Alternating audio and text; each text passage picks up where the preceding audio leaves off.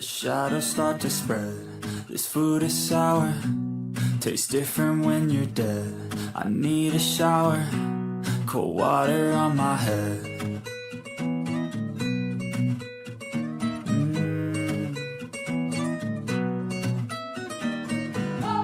I'm running out of friends inside my mind. I'm drinking out of Coronas with a lime. My thoughts get louder, and I forgot the time. I listen out of my headphones to Sublime.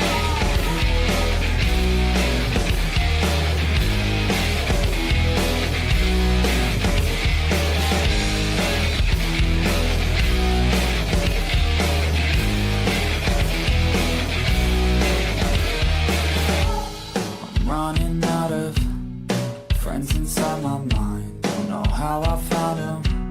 They helped me kill the time. A quarter pounder sounds pretty good tonight.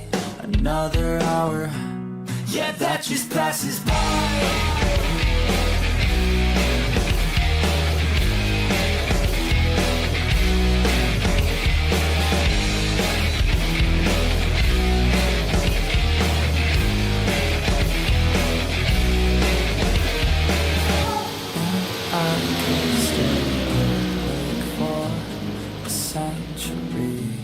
A memory.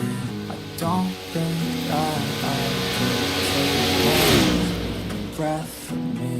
Nothing's left for me.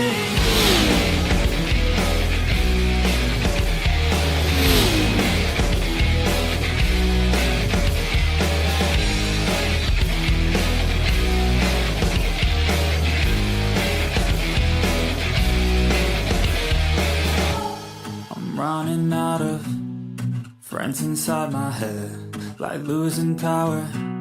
The shadows start to spread. This food is sour. Tastes different when you're dead. I need a shower. Cold water on my head.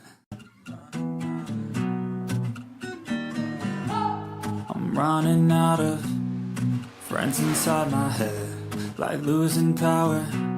The shadows start to spread. This food is sour. Tastes different when you're dead. I need a shower. Cold water on my head.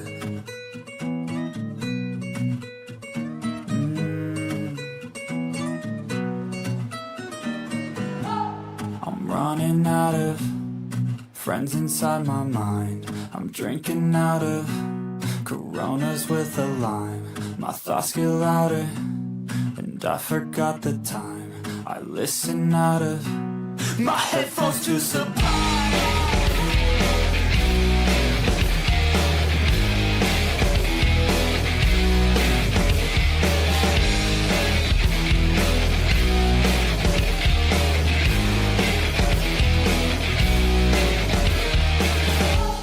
I'm running out of friends inside my mind. Don't know how I found them. They helped me kill the time.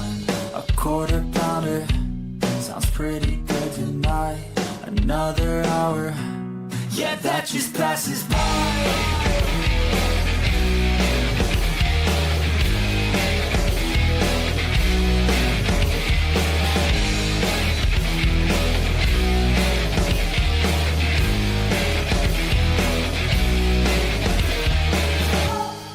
I could stay awake for a century, a memory. I don't think that I could take more than a breath from me. Nothing's left for me.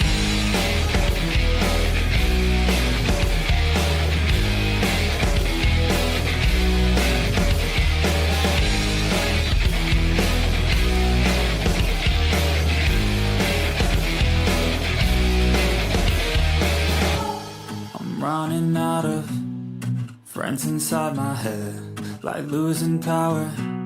The shadows start to spread. This food is sour. Tastes different when you're dead. I need a shower. Cold water on my head. I'm running out of friends inside my head, like losing power. shadows start to spread. This food is sour, tastes different when you're dead. I need a shower, cold water on my head.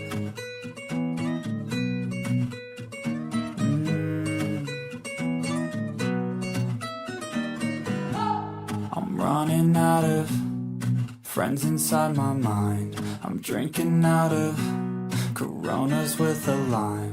My thoughts get louder, and I forgot the time. I listen out of my headphones to Sublime.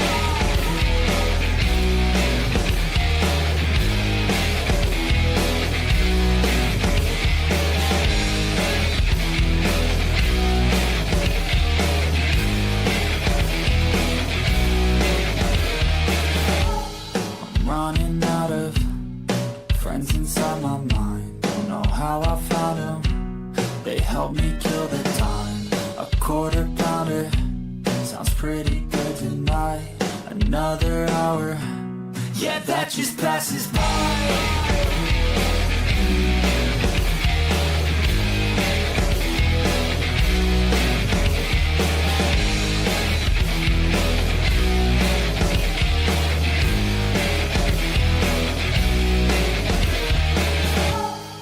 I could stay awake for a century, a memory. I don't think that I could take more than a breath from me. Nothing's left for me.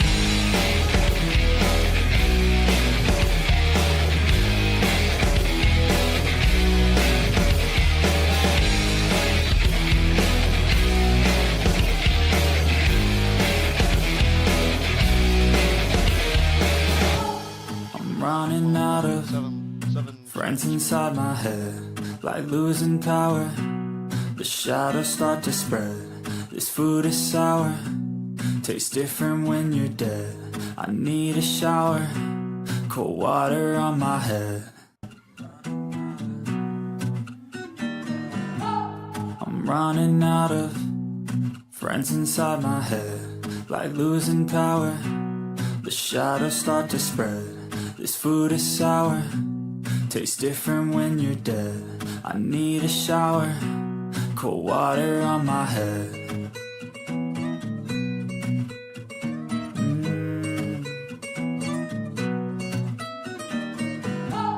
I'm running out of friends inside my mind. I'm drinking out of Coronas with a lime. My thoughts get louder, and I forgot the time.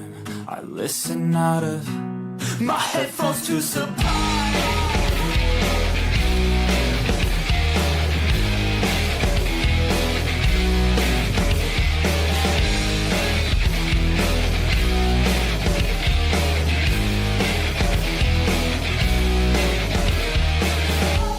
I'm running out of friends inside my mind. Don't know how I found them. They help me kill the time.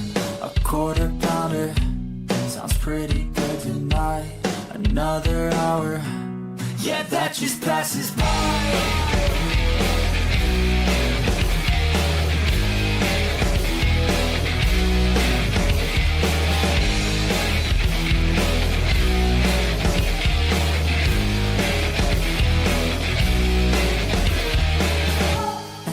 I could stay awake for a century, a memory. I don't think that I could take more than a breath from me. Nothing's left for me.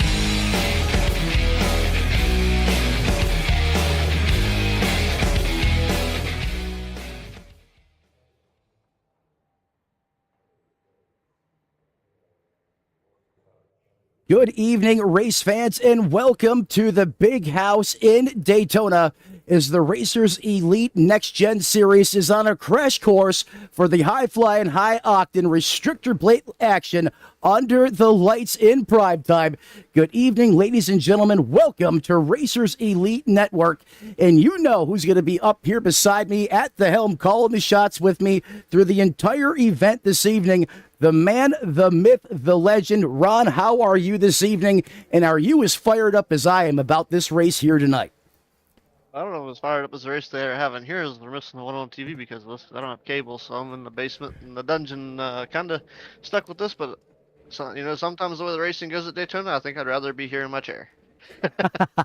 That's right. They call this racing the great equalizer. If you put a car out there on the racetrack, you have as good a shot as anybody to wind up in victory lane, and that's why I absolutely love this place. It's truly special and amazing, and you can betcha that these drivers all have a win here circled on their calendar as qualifying just finished up, and it looks like Truth Hoke is going to capture the pole here once again as we going to get ready to send it down trackside. But before we do, Ron, let's look at tonight's weather and race information. We're going to throw that up on the big screen for everyone to follow along. Actually, we're going to call an audible there. Let's pull up the weather graphic here quickly. 21:24 the sim time, or that's going to translate to 9:24 p.m. Eastern time. Winds 2 miles an hour will be a non-factor here tonight. Air ambient temperature 78 degrees under clear skies.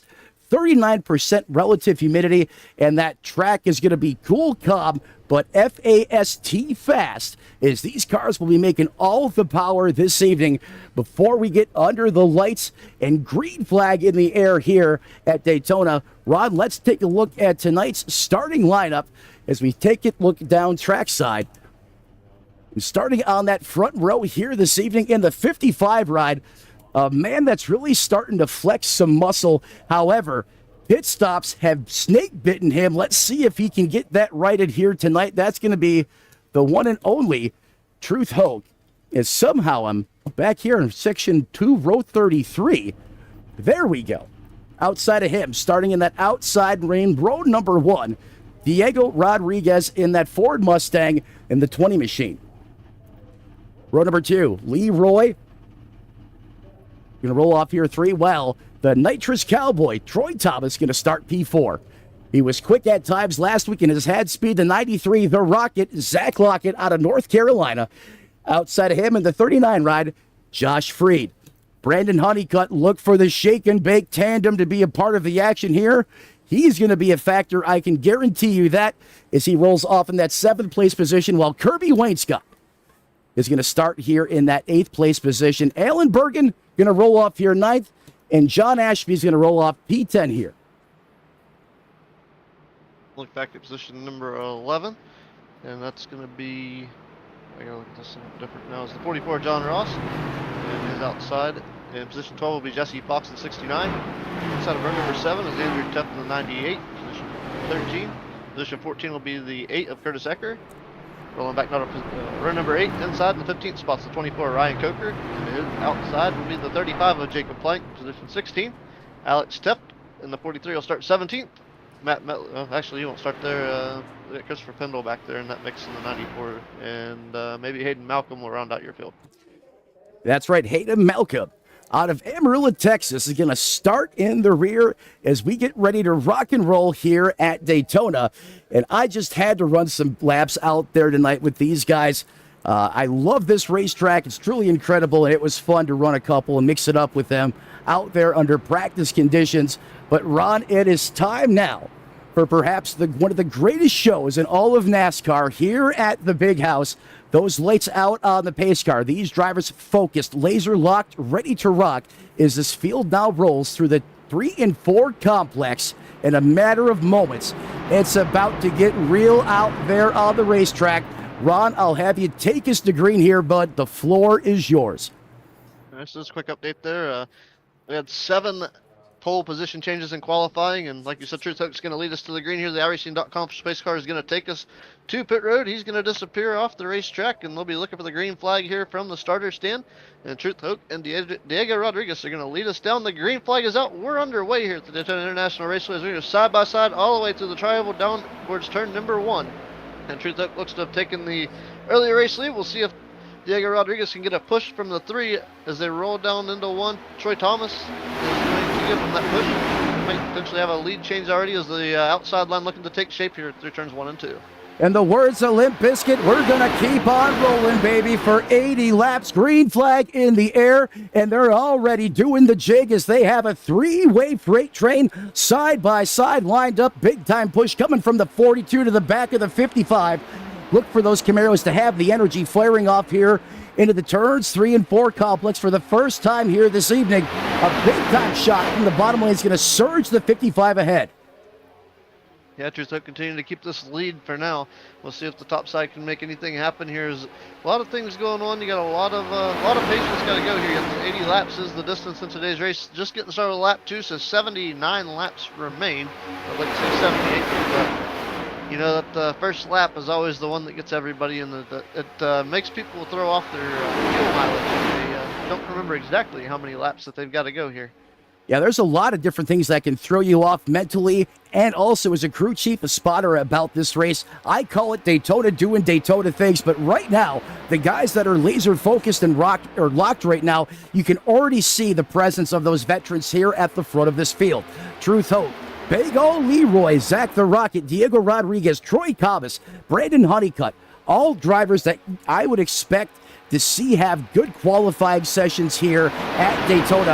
And however, you have the other group that likes to start in the rear to keep out of that proverbial big one when that happens, and then watch for some of these other veterans to move their way towards the front when it comes down to those final moments of the race. As Truth Hope in the 55 Wrangler, man, has the plan here in the early going. Biggest mover of the race thus far. We haven't seen too much yet. It's going to be John Ross being the boss there in that 9th place position. He is 2 spots to the good run. Yeah, we're still getting that wild race. 44 Ford fired up and moving forward, and Brandon Honeycutt and Zach Lockett also making their way forward here. The 93 Toyotas. He's going to lose the spot to Diego Rodriguez, but that's that top and bottom draft dynamic going right now. It's jostling these positions, and Hayden Malcolm's looking for some blinking issues. I don't have any admin control, so he seems to be pretty solid on my end. But maybe it's on his end. But as things go forward here, I'll look out front and keep an eye on who the biggest movers are. But it's been I always try to put myself in the back of the pack early. So we're gonna try the 3 wide move. Here comes the 39 to the outside. That's Joshua Freed. Is they're gonna try that? I thought, man, that was a big move to the top shelf. 3 wide now, working their way through turns 3 and 4, and it looks like maybe the 3 gonna find his way backwards a little bit. Maybe got a little unhappy with the way things were unfolding up front, and it looks like that top lane's gonna disintegrate. And that's another thing to look at here at Daytona. And running that top shelf, you may have the most speed and have a lot of momentum to potentially make that shelf move. You gotta worry about here's fuel mileage running in the middle of the racetrack with the other guys on the bottom. Well said, Ron, and thank you for that update.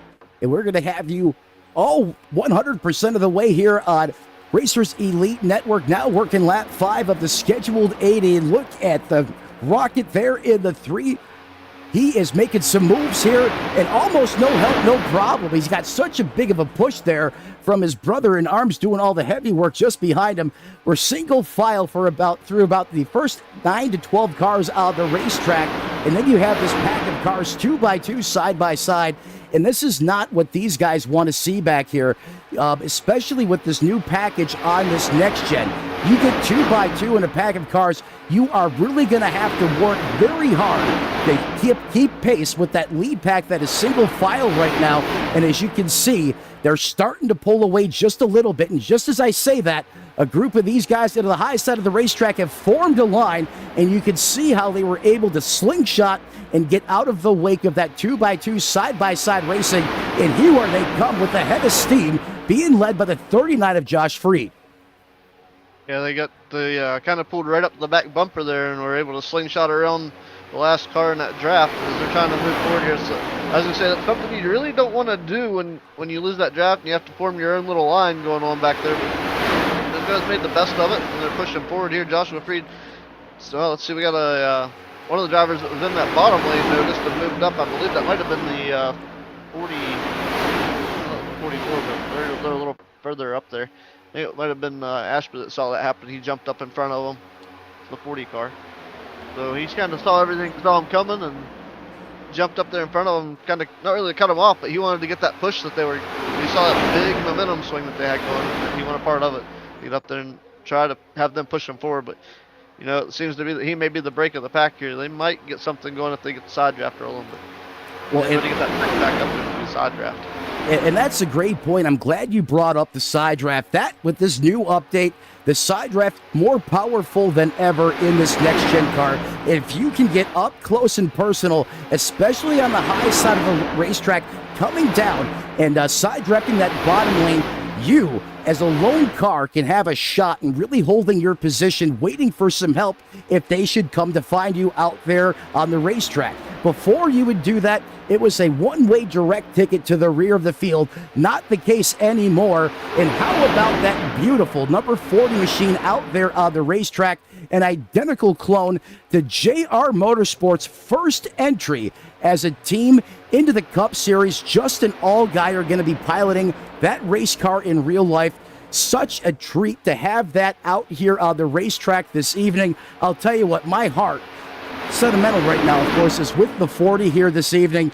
Such a great time to be a part of the sport, and I had big expectations for that JR Motorsports entry on Sunday. In fact, he is doing great here in the early going.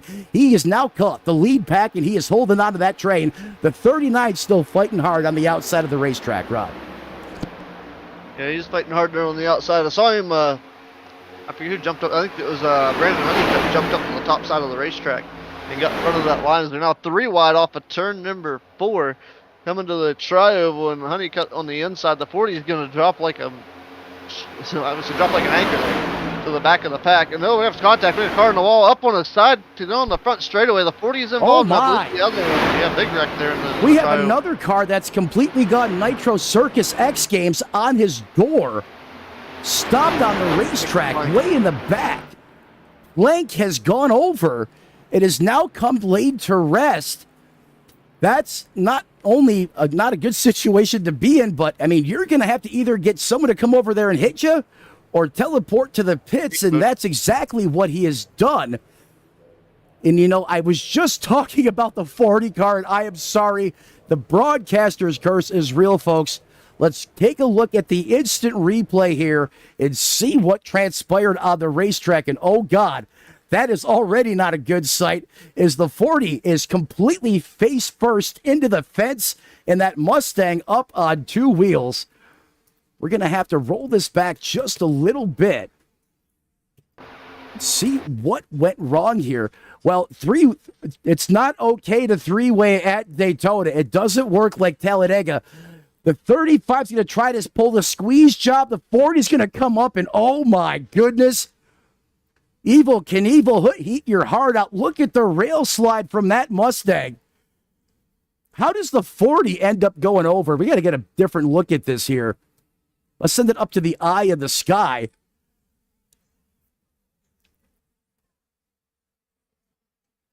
His plank's literally, in a sense, walking the plank right now, except on his door.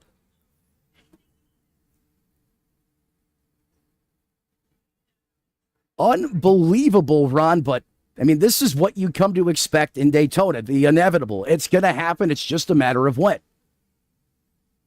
Most definitely. I was sitting there watching that unfold, and I was like, this is not going to end very well. And, unfortunately for Jacob Plank, he ended up turning into a sideways plank. Oh, in the words of Twisted Sister. Yeah. Well, that field now back under yellow flag under flag conditions. First caution for incident on the racetrack this evening as we now transition back to the live side of things. Road time.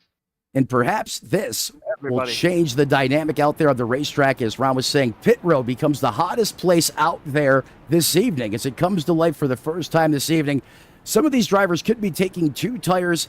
Most of these guys probably fuel only, as those Goodyear Eagles or those Dr. Feelgoods typically really have long life here, especially when that racetrack is under cool conditions and no sun baking the track temperature. And that's exactly what we have here this evening is it looks like Leroy's going to win the battle off of pit road.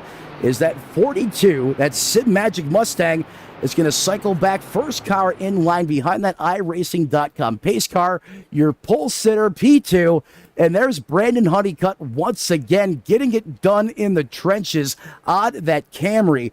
This guy can beat you a variety of different ways. Not only is he solid out there on the racetrack, he is next level on super speedway racing, but I'm not seeing his shake and bake boy out here. Where is the 15th? I can't believe he's not out there on the racetrack. So Honeycutt not going to have his primary dance partner. Nonetheless, getting it done on pit road is going to come out there in that third place position. The boss, John Ross, in fourth, and Diego Rodriguez is going to round out the top 5. Yeah, we also got the race control putting the 71 to the end of the line, so that'll be John Ashby will be taking the EOL penalty for the incident, of course, as you saw there on the instant replay. Is looking at position number 6. This thing, driver's getting back in line here. Kirby Wayne Scott return to the racetrack from pit road in 6th. Troy Thomas will restart 7th. Andrew Teft will restart in 8th position. Curtis Ecker in 9th. And the Rocket Zach Lockett will restart in the 10th spot. And a lot of shake and bake on pit road, as John Ross is now up 7 spots after that pit stop. Ladies and gentlemen, we're going to cut to a quick yellow flag break here as it is starting to storm once again here at the production side of things, and I just want to make sure that we are stable. We're going to go ahead and step aside for a brief moment. We'll be right back with coverage here on Racers Elite Network.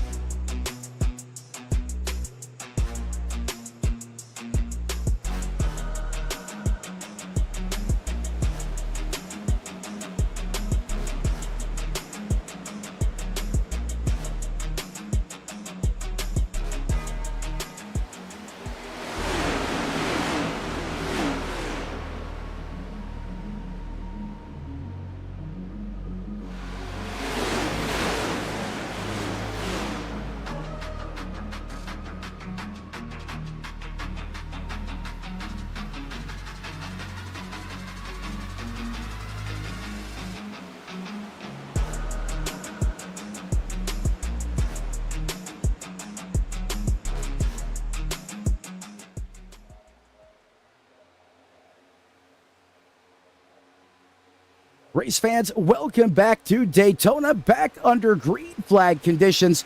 Matt and Ron up here in the Tony Trapasso Memorial broadcast booth, and I feel like we got the connection stabilized here, even though the weather outside might be frightful and a little bipolar this time of the year. It's been all year in Florida. Typically right now it's the dry season, but you wouldn't know it. It's more humid than an armpit outside. And we got lightning, all kinds of crazy stuff going on, not for the state of Florida, just this time of the year. However, I think those adjustments, Ron, should keep us good. Hopefully, for the rest of the way here as we send it back up to the point. Truth Hope picking right up where he left off, and that's carrying the torch, leading the charge at the front. They picked up the 42 there. The Leroy Covalent's 42 Ford had the race lead there in that Sim Magic sponsored ride, but Truth Hope said, "This is where I belong." This Wrangler 55 is up front as he got a nice little bump there, a great push, but a little bit of loose goose syndrome there for the 55, and it made the 42 Sim Magic ride back off just enough. And as you were speaking about the weather down there, I think the exact opposite one up here. We've got wind and snow, so we've got both spectrums here in the broadcast booth. Yeah, I could not agree with you more there, Ron, as it's been just a bizarre winter, and a lot of places right now are getting absolutely crucified. Severe weather, tornado outbreak potential yesterday, a lot of snow, heavy rain right now in the mid-Atlantic. You said yourself getting bombed with snow, and I'll tell you what, another place it is the weather could be fast and furious is out there on the racetrack. All the turbulent air that's being generated by these cars side by side at speeds approaching 200 mile an hour at times can make these cars a handful for these drivers. And we're seeing some great sportsmanship and excellent driving out there through 17 laps of competition. Leroy getting the lead there the right way, and look at these Fords. They want to command the front, and here comes the 98 Andrew Tepp, up 10 positions in the 98. He is now making an appearance here at the front for the first time this evening. Andrew Tepp and John Ross both, as Ross goes back to the lead on the top shelf, both up 10 spots from the start of this race as they continue to charge forward with the race lead. As here comes the 42 of Leroy Covalent's back on the bottom to take over second once again as the battle of the, actually we call this the Daytona duel for 80 laps as we got at least two battles going on. Two battles going on. In fact, we got battles all over the racetrack as we got two trains of mayhem ripping it right now here under the lights in prime time. Look who's flexing right now. There's the 44 machine. Lean, mean, and a steam of a machine coming under the hood down the backstretch. He is rumbling, stumbling into the corner, getting a big-time push there from that McDonald's machine. And I hope Andrew has brought plenty of Big Macs, chicken nuggets, maybe some Limp Biscuits as well, as we mentioned at the top of the front, because they got it cooking right now. Big time surge here. This is going to be a photo finish at the line. I can't tell who won that lap. However, thank God for timing and scoring as Leroy got it by about 1,000th of a second over Andrew Tepp. Yeah, most definitely a great battle over the line, and that battle is now going to get back for third and fourth now. As the 13 of Brandon Honeycutt still making a strong performance today with John Ross to his outside, and the battle now is pretty much determined by the drivers behind him. And look at the great run, and you can see the gap between the 20 and the 13 as Honeycutt was able to get a great draft back and forward. It's just one of those things where you could be tandem drafting and have a great run, or you could be right there in the line and be able to get it strong there. As it looks like the 94 of Christopher Pendle is going to try to stay to the high side here and let the leaders go by. So this could get a little dicey with the drivers trying to keep these cars cool as they draft through this speedway. Any kind of super speedway, you got to watch the aerodynamics and the amount of air that you get into that front splitter, into that grill area to keep these cars radiated and cooled down. As you can see the 94 now probably there on the broadcast cameras, allowing the leaders to sneak by on the inside. Fortunately for them, right now it's on a straightaway. There's a little bit of three wide lap traffic in corners is a little bit harder to maintain and manage. It certainly is, as we're on board with Brandon Honeycutt on the bumper, or the front bumper camera, as he comes up and gives a shot there to the 55 ride of Truth Hope. And this is exactly what Ron and I have been talking about, folks. You literally have to make contact with the car in front of you and so forth if you want to be quick out there on the racetrack. It's a game of inches, millimeters, and if you miss a little bit, the nuclear bomb can go off at any point in time. And if you think that's fast and furious and ferocious out the front, it gets no better outside of the back. As you can see, he has a face full of that dark horse being piloted by Diego Rodriguez as he currently runs in that third place position. As we widen things back out here, the 42, Leroy leads here in the big house. And here come those Mustangs again. Look at the timing and the fluid work there I think that's a Toyota in that 93 machine. It is. It's Zach Lockett teaming up with those Mustangs. Look for a big charge here on the high side of the racetrack. However, as I say that, Ron, another thing this update did is it really kind of shifted, in my opinion, the more dominant lane here. Before, you could really make time on the high side of the racetrack. Now, in order to really make it work, you have to have cars that are quick on that outside lane and that are not afraid to do the dirty work and push. And now, as you see those Fords get lined up, the Rocket there as well. How about last week's winner, the Teft, the other version, the Alex version there as well. Here we go. A big-time surge from the outside lane as Diego leads that lap, and Brandon Honeycutt goes new fastest lap of the race. Yeah, Brandon Honeycutt, new fastest lap of the race there. Is looking here, Joshua just picked up the fastest one there as they crossed at a 45.845. That's just recent too, so it might have been right after you watched Honeycutt cross the line, because it would have been right after that. So that draft playing a big role here in picking up fast lap times, and I'd say we might see them, if they do 4 tires and fuel and see how the track temperature changes throughout the course of this race, we might see them dip into the 44-second bracket here, and that's still almost a full, about 3/4 of a second faster than where Joshua Freed just placed his lap time. Yeah, and remember, folks, this is a fixed setup, so you might not see that 44-second lap time with this fixed setup. However, that is absolutely unattainable once you get into the open setup round. But nonetheless, Ron may be right. We could see a very, very hot lap out there in that 44-second lap range. I would love to see it.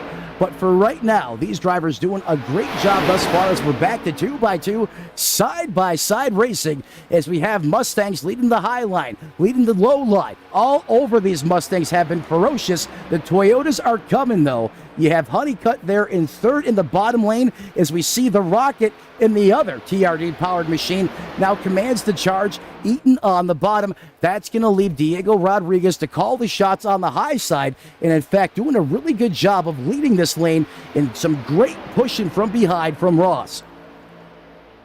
Yeah, a lot of great pushing there from between Rodriguez and Ross. There's that big change there in position. Let's see, still trying to learn some names of the cars. This will be the 43 of Alex Teft. Let's see, the boss man there in charge drops from the top to the bottom. The Alex version, I should say, as they roll forward here. And I thought he was going to potentially challenge for the race lead. He's got the Rocket Zach Lockett behind him, and he isn't going to be afraid to push him up there. So he's got a great veteran driver behind him in the lives of Goat Locker Racing 93. As he's going to try. Oh, here comes the 39 of Josh Freed. He's going to jump in front of Alex Teft and try to get that push to the race lead. Is Jacob Plank now going to move it to the high side out to the trial? That's a hard place to manage lap traffic. Yeah, 3 wide right there momentarily on the racetrack as we jump on board with last week's winner out of Hope Valley, Rhode Island, Alex Teft in the 43 machine. Second biggest mover of the race, has already garnished now 12 positions, just as I say that, out there on the racetrack as he comes up. It gives a shove to the 39 of Josh Freed in that Toyota, and Alan Bergen's starting to make his way towards the front. He is now up to that 4th place position as we widen things back out. And I'll tell you what, I would love to see Alan Bergen in that 00 Toyota have a great run here this evening. I know he has been working on plate racing. I went out there during practice and gave him some pretty big shoves out there as well. I know he is probably smiling ear to ear right now as he's inside the top 10. But I'll tell you what, his work is certainly not done yet, as he has a ferocious amount of competitors here. Look at that big time move from Troy Thomas from the top to the bottom of the racetrack out of Boone, North Carolina. I'll tell you what, he is feeling it and vibing right now. And the other thing, Ron, there's right ways to make these lane changes and there's wrong ways. The wrong way to do it is when you completely stack the field up and you cause some big time checkups, which can cause a chain reaction on the racetrack and lead to the proverbial big one. However, every time I have seen that done thus far, it has been executed flawlessly. No really big checkups yet because of that. However, we are still early in this race, and that could change as we progress. It most definitely could. As you watched, one of the things I watched was they're battling for the lead. Now he's back in position 13, and I didn't see anything really shaker unfold that pushed him back there. I think maybe things getting too dicey up front for him there, and he just decided it was time to fall backwards and get out of that riffraff a little bit. Is still a little bit early in this race. He's got 53 laps to go. 53 laps to go here in this one. Under the lights in Daytona is Diego. Has had that Mustang eating good in the neighborhood, Applebee's style here at the front of this racetrack in an all-out battle. Whoa, we got problems. Honeycutt just got smacked. He's going to, oh my goodness, did he just come up front? Oh, I cannot believe it. He came back up into traffic, and I thought he was about to meet his virtual maker. Oh, how did he get through that? It must have been a matter of millimeters. I thought that car was going to be absolutely destroyed. Looks like Wayne Scott, Troy Thomas involved as well. Let's go back here to the replay, folks. As we get that queued up here, we're going to start it back here, coming out of turn number 4 here, coming towards the start-finish line as we resume playback. Oh, you see what happened there. The 3 car's going to get shot up. Oh, big time. Oh, that's what I was worried about. The 3 took a headshot there from the 10, from the Colonel. I thought it was Honeycutt that was coming back up the racetrack. I was wrong. Let's roll this back now and take a look at this from Kirby Wainscott's perspective, as we're going to jump on board with him here. Here we go. Grandma, hold on to your kernel-free popcorn. It's about to get real in the field. Cue playback. You know, I don't know for sure exactly what happened there. I was going back trying to watch it myself, but from what you're saying, it sounded like Granny's teeth got out on the racetrack, and unfortunately, there was a victim of demise, and that's what unfolded there. I love it that I'm rubbing off on you, Ron. You're absolutely right. We got dentures all over the place. She's got her Life Alert in one hand and her Diet Coke in the other, and so far, so good. She's still in one piece, but she's hanging on for every single moment of this high-flying, high-octane racing action here on Racers Elite Network. As we now transition back to the live side of things here, and one of the favorites, I think, anytime we come to a plate race has to be the 13 of Brandon Honeycutt. He's just such a fierce competitor. He has a ton of confidence, and just a very odd deal there on the racetrack. Well, looks like wholesale pit stops as everyone coming down pit road for the most part here. Let's go back to this instant replay again while we have time and see if we can dissect this one a little bit further. I'm going to change the camera angle here a little bit. I think if we send it up to the chopper, this can give us a little more insight here. Let's slow it down and see what happens. You can see we're virtually, oh, that's what happened. Another poke check gone wrong. Pretty much. I was also watching, we had a couple drivers slip past their boxes. Brandon Honeycutt being one of those in the 69 of Jesse Fox also had to back up into his box. Going to go manual mode here, folks, and let's just wind this back a little bit.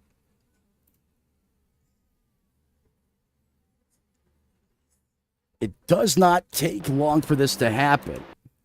And now that we're right there, let's try some new innovative camera angles here. Let's do some of the ones that we typically don't utilize here, just because I think it's going to give us a really good look here at what potentially went wrong out there on the racetrack. That isn't quite the one I'm looking for, but let's see if perhaps this one here. Let's roll it from here. Watch to that high side of the racetrack. You can see the contact made there already, so we're a little too far further than we want to be. Let's roll this back up here. We're going to send it now to the nose camera. You can see the smoke. Now watch these cars just shoot down the racetrack there. You see the big-time contact there. Honeycutt took one to the face. And then I want to say there was another car that got awfully close to meeting their maker here with that one as well. As the 3 now comes back up the track, it absolutely gets peppered. Big-time shot there to the 3. And now, as we take a look here at Troy Thomas, This is from his onboard, but not the angle I'm looking for here. So we send it back up to the chopper. There was a car that barely escaped by a matter of inches. Clearly has all the luck in the world on his side right now. There's the contact. There's Honeycutt getting yeeted up into the fence. There's another hit that's going to discharge him down the racetrack. Was that Andrew Teft? Is that the 98? If that's the case, this man needs to go out and buy a Powerball ticket, probably get a new race suit as well. That was wild. Let's send it down to the trackside here just a little bit further. Let's jump on board here. I think that was Andrew Teft. You're on board now with Teft. He sees the contact there. Ooh, Alan Bergen got lucky. He did a great job. Watch this. On the binders, are you kidding me? He got a little piece of it, a mere inches, from picking up his teeth off the cockpit of that race car for the next week. And he is going to survive to fight another day here at Daytona. And Rod, sometimes that's the type of luck you need on your side.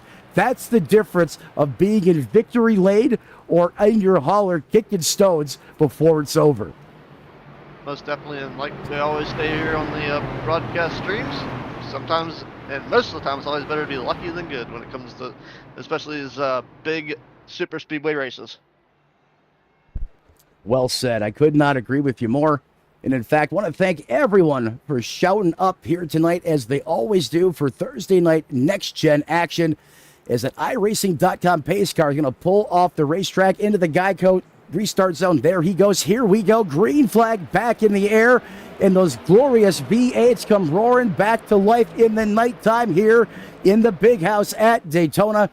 Great restart run for both lanes. You have the Ford and Toyota tandem on the high side, and then you have the two domestic manufacturers, the Chevrolet and Ford, on the bottom, and they're still in a dead even heat race. Dead even heat race for sure, but they got a little more behind them. They got the Toyota, Josh Frieden with 39 pushing forward, Curtis Ecker and the Chevrolet. And your top five, very diverse, but mostly controlled by the group of Fords right now. It's 3 Fords, a Toyota, and a Chevy, your top five. And right now it's being commanded by 2 Fords, I believe, out front from what I'm seeing here. Yeah, actually, yeah, we got a Mustang, 2 Mustangs leading out front. Some great racing going on so far. A lot of great pit road battles, and a lot of some drivers being forced towards the pit entrance, and I believe they had to have a penalty clear for unsafe pit entrance for that nice slide through the infield, but great hands to keep that car rolling here in this race. I believe that was perhaps the 40 that took that ride through the infield, as he's now on pit road. Transition now back to the front of this piece. And you know, Ron, they always say iRacing is the closest thing that you will get to actually being out there on the racetrack. And just like we saw this week, the Fords fast out there in qualifying. They were fast in practice, and I believe they are currently competing out there on the racetrack as well in the dual races, and we're seeing those patterns here in the sim and here tonight, as those Fords have been tough here through 34 laps of competition. However, the 8 of Curtis Ecker leads the way in that Chevrolet, but for how long? There's a couple cars on the high side of the racetrack being led by a dark horse, trying to come up there and challenge as we speak. There's some great battles going on up right here. It's I don't know how to put this. More like a. Oh, go back to the dueling without swords. I mean, I guess you call the splitters the edges of the blade here, but great. I think that's the first time that Curtis Ecker has had to lead this evening, and we'll have to see if he continues to keep this up, because everybody knows in racing, you can lead every lap, but the last one's the one that counts, and that is the money lap. You're right. That is the one that counts. And, you know, I think if you poll 100 drivers in iRacing and in real life, I think there's probably less than 2% that'll tell you they want to be leading at the white flag, as that is not the spot to be in. However, by going out there and leading laps, I think that gives you extra confidence as a driver.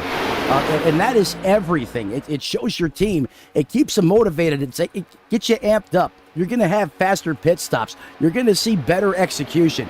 You're going to see bolder calls being given to the driver from the top of the pit box. And that's why I think it's important to go out there and try to lead laps. Plus, you get to see firsthand how things are transitioning and happening at the front of the field. If you hide out in the rear with the gear all race long, you don't necessarily have that real-time race experience per se, and that could cost you big at the end when you're trying to generate a run, as the boss, Ross, leads on the high side of the racetrack, ripping the high lane. Yep, fast time. Joshua Freed still has the fastest lap of the race, 45.845, so there's still a lot of time left. We're just creeping up on the halfway point. We're about 4 laps shy over as the field working their way down the back straightaway with the 44. Like you said, John Ross is out front with the race lead. He's tied with the hard charge. Oh, no, take that back now. As Curtis Ecker moves into position number 3 around Josh Freed. And Curtis Ecker working that bottom shelf. He's going to take second away from the 20 as well of Diego Rodriguez. And they're going to battle back on the outside with the momentum down through the tri-oval. And that's going to probably potentially put them in the race lead as they come off a turn 2 potentially. We'll have to see how they get through 1 and 2 and see how things roll. For race leader John Ross, see if he can hang on to it. Looks like they gapped him out pretty good. We'll have to see if the bottom lanes. They're losing cars, so they're also going to lose momentum as well. But still, it's a short way around the racetrack. You can see them, even the slightest loss of cars, they're still getting that great push, that great side draft kicking in right now. It looks like the side draft may have been expanded out a little bit. Yeah, that side draft combined with some excellent dancing of the tandem style on the high lane there is really what generated that momentum, that shot the 44 Ross to the front. And I love the commitment there from Ross.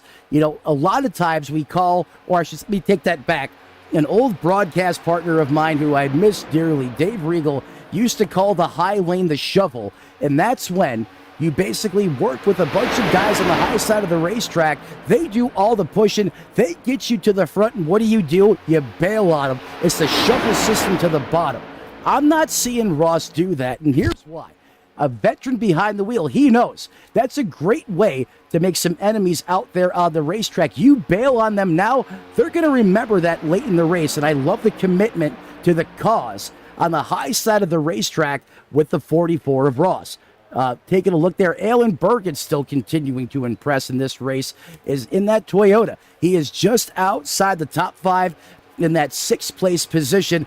Look at this bottom lane, though. They are trying to surge back as those Camaros with one Ford in the middle. There, he's the cookie in the sandwich, per se, trying to get that 55 of your pole setter, Hoke, back to the point. Is now the 8 of Curtis Eckert leads the charge on that bottom lane.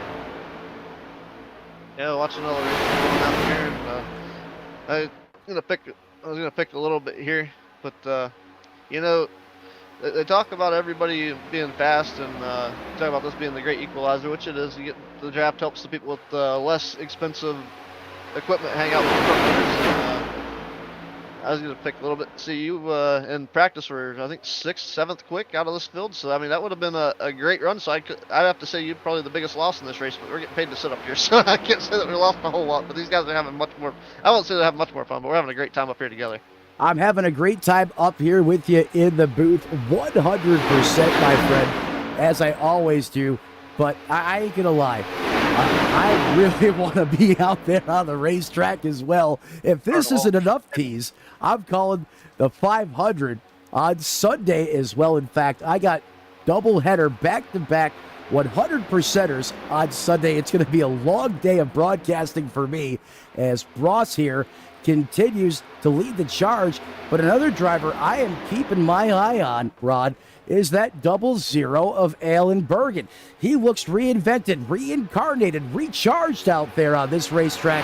He is putting up probably one of the best performances I have seen him in the Racers Elite. Look at the confidence, takes it back up to the racetrack. I'm keeping my eye on that 00. Josh Freed as well in that Camry. He is doing the dance out there. He's really showing a lot of confidence, not only in his car, the ability on the racetrack, and the drivers are responding to him as well.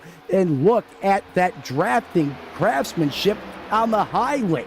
I mean, they continue to do it brilliantly between the 44, 20, 39, and Zach Lockett there. They are literally tandem. I think there's 4 cars making contact with each other at the same time here at times. That's really generating that momentum on the high lane. And just as I say that, look who's getting back into the mix.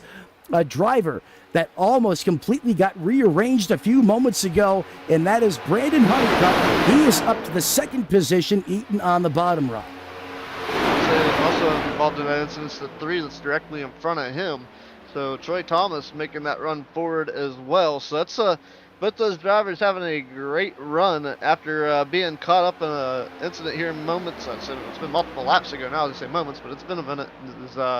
It may take a while, for almost 3/4 of a second to get around this racetrack, but they're hanging on to it. And Andrew Tuft was showing some displeasure with somebody on the chat.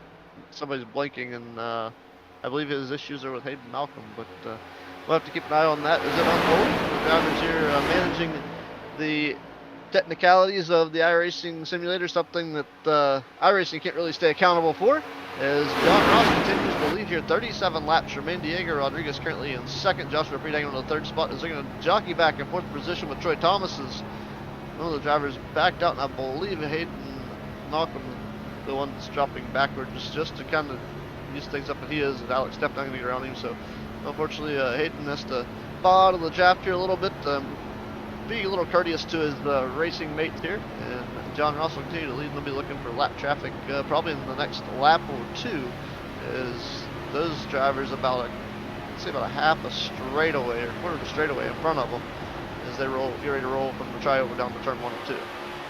As we're on board right now with Andrew Teft, I know a driver you said voicing some displeasure moments ago, and I completely understand why. Blinking in iRacing is never a good thing. How do you amplify it and make it worst case scenario? Have it happen right here in a plate race when you're inches away, if not touching other cars throughout the course of this race. Well, what exactly happens? When you blink out, it's like Back to the Future. You engage the flux capacitor, you disappear. Drivers in front of you, behind you, have no idea where or when you went. And then, after you hit the 88 miles an hour, you appear back in, and sometimes right inside of their lap in the race car with them. Bad things can happen, and that's exactly why the HMFIC, Andrew Teft, probably not happy out there on the racetrack. The good news, Ron, he still has the lead pack, the draft, and he's in that 9th place position as everyone's still trying to catch John Ross, who can continue the torch here in Daytona. So Hayden didn't lose a whole lot there. He had to drop out. He's got a drafting partner. Him and the 24, Ryan Coker, will try to work their way back forward, but they are by themselves.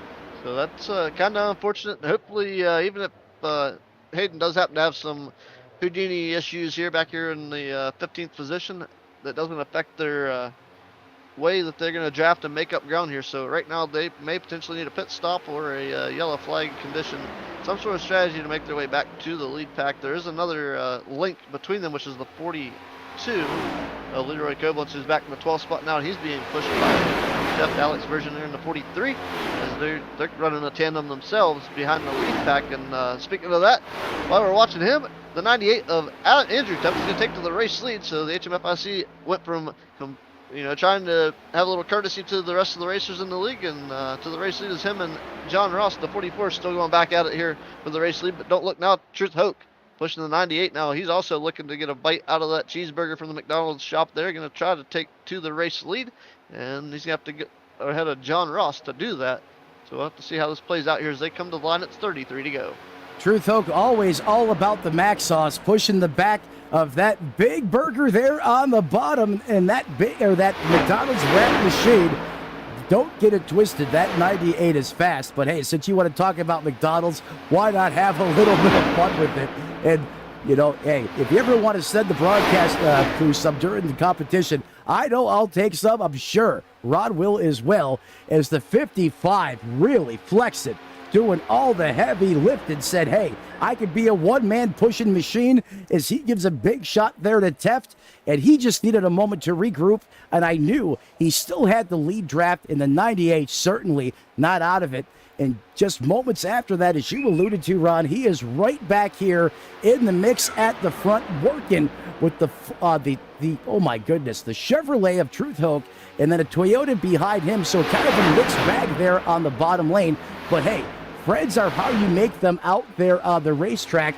Another thing that makes plate racing unique and unlike any other form of competition out there from any other given Sunday.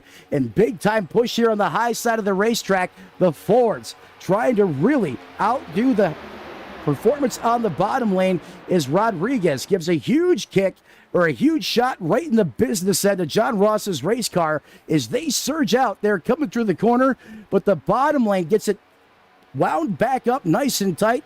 And we're going to have another photo finish here at the line to put us on lap 50, Ron. Yeah, I was watching, took over there, the 35 of Jacob Plank caught the outside wall off the corner. And unfortunately for him, he has gone backwards, and that car not up to par as he's fallen all the way back to the 16th position. He was in the lead pack last time around. And unfortunately that damage, I think, going to hurt him a little bit. But now he's fallen all the way back to, I believe it's John Ashby and Jesse Fox back there that are trying to find their, or no, it'd be Hayden Malcolm and Ryan Coker, my apologies, to the 24 back there now, is where he's going to fall in line at and see what he can do. I thought maybe the 42 of Koblentz, and then we're going to pick him up and be able to get a run back to the front. But that's not the case. But another thing there about McDonald's here, just recently, spring is on the incoming roll here. It's in the radar with that. And the, I don't know if you're aware, but the Shamrock Shake came back on February 10th to McDonald's. I heard about that, and, well, I do like milkshakes from time to time. I'm not really so certain on the Shamrock thing. You know what? I'll give it a shot. I'll try anything once, as I always say, when it pertains to food. Yeah, I usually don't split in half with the wife because I'm not big on the Shamrock thing, but you know they do it seasonably, and they do it seasonal. I'm not afraid to do a little taste shaker there. But, gotta throw that out there. And, you know, I know some of the viewers probably follow that stuff religiously, like, hey, the Shamrock Shake's back, and the 10th rolls around, or whenever they say they're going to do it, and bam, they're in line at the drive-through. And I'm going to kind of twist that around to Valentine's Day. I got so another thing coming up, so happy Valentine's Day week to everybody, since I won't, you know, this will be the last time you hear from me before this around, or tomorrow, so happy Valentine's Day Eve. Well, I'll tell you what, right now, Andrew Tepp is saying, Truth Hoke, please be my Valentine and help me win this race. Stay right on my 6 because you are doing all the pushing, and these two drivers together are FAST fast as they get single file, and they are starting to check out now. And when I mean check out, stretch this field out, as we are now back to single file racing here through about the first, looks to be about 11 cars in line here. Alan Bergen in this lead pack as well, as he is in that 11th place position, and the 00 continues to go next level in that Camry. What a strong run for him this evening. Just don't lose that draft, buddy. I'm going to stop talking about you and send it back up here to that 4th place car, Brandon Honeycutt, who continues to do battle by himself without his shake and bake partner, Kensley Smith. Why is he not out there in this race? I cannot believe it, Rod. Well, depending on the location, we might know why he's not in this race. This is true. You're talking about we keep talking about McDonald's, but you know, right now you got McDonald's being the head of the pack and the Wrangler being the feet, and he's doing all the footwork here, keeping that number 98 of Andrew Tuft out front. A little bit of brainwave function there. I kind of saw it, but man, it's a little form-fitting having the, you know, you got food and feet, so in the pants, rolling right along. So anyway, looking right now, Andrew Tuft up 12 spots, so he is the biggest mover of the race so far, and he's continuing to lead here as long as everybody decides to play nice and keep their noses clean. And saw John Ashby come to pit road on lap 45. It's been a while ago, but don't believe he's come off since. Let's see. 70, no, he's still there, so something happened to that number 71. He's been on pit road for a minute. Jesse Fox is also down there 69, so I'm wondering if maybe they tangled and didn't get a caution. Yeah, I didn't have a moment to speak about it yet just because we've been covering so many different stories on the racetrack right now, but they had something go wrong out there on the racetrack as they were trying to draft together, and something happened. I'm not sure what, but looking at the telemetry, it went bad and not as planned, and we've seen that from time to time, but Let's talk about these two drivers here that are currently leading at Daytona. Both of them have had speed at times throughout the course of this season. Both of them have been a part of Racers Elite, and I consider mainstays in this league. Obviously, Andrew, of course, but Truth Hoke as well. However, they always somehow, some way, seem to have that dark voodoo cloud just unleash all sorts of catastrophe on their race cars and teams late in these races. Truth Hope, pit road just seems to just chew him up, spit him out, any which way possible. Andrew Teft, another driver that should, in my opinion, have multiple wins this season. Somehow, some way, Lady Luck just not on his side at the right time.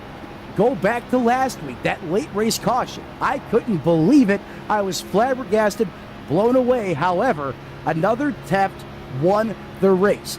Daytona, I said the top of the broadcast, this place is magical. It is special. Can it be the right time, the right place, under the lights in prime time for the 98 or 55 to finally punch through and get a win here in the Next Gen Series as we're 25 laps to go? Ron, I'm going to say that answer is yes. Well, that is there being yes coming up. Pit stops coming along here. It looks like the 00 is in. 55 is talked about coming in. Probably this time by. We got the back part of the pack is in. The 42 is coming down now. The 91 Malcolm's coming in. The 24 stayed out. 35s returning to the racetrack because Jacob Plank returned to the racetrack from pit road. But looks like most of your leaders are coming down. It looks like the 93 of Zach Lockett said he's coming down. So we'll see who decides to stay out here. So you can stretch the fuel out. And honestly here, I think I'd be trying to pit with the most people as I possibly could, because if you get out there tandem drafting and the rest of the pack pits, you're pretty much get run over and chewed up, spit out whenever they catch up with you. I'll tell you what, Alan Bergen did it so good. He left pit road without a dance partner. He left everyone in the dust. He's going to have to kind of wait a little bit and check back up to these guys because he doesn't want to get freight trained out there. And now as I say that, here comes the next wave of cars. That's going to be Troy Thomas, Truth Hoke, Josh Freed, Diego Rodriguez, The Rocket, Zach Lockett, Kirby, Wayne Scott, John Ross there as well, all on pit road. As this just 23 laps to go, should be the final scheduled stop of the evening. Is the 99-44 are down and away, almost contact there from the 39. This group doing a better job coming off of pit road at the same time. This should catapult them and cycle them back to the lead, unless that other group of cars did something absolutely spiritual. You've seen how Alan Bergen there got off-road ahead of time. In fact, he is still out there by his lonesome, currently in that 11th place position. And if we jump on board with Alan Bergen and now flip that camera around to the GoPro cam coming off the rear bumper, only 2 cars behind him, as he had a whole group of cars, it seemed like, coming off of pit road with him. So I'm not quite sure what happened there, but nonetheless, Brendan Honeycutt going to be off of pit road here as well as he comes back up to speed on the exit lane. Troy Thomas about 200 to 300 feet behind him. Then you send it back to the top shelf of the racetrack.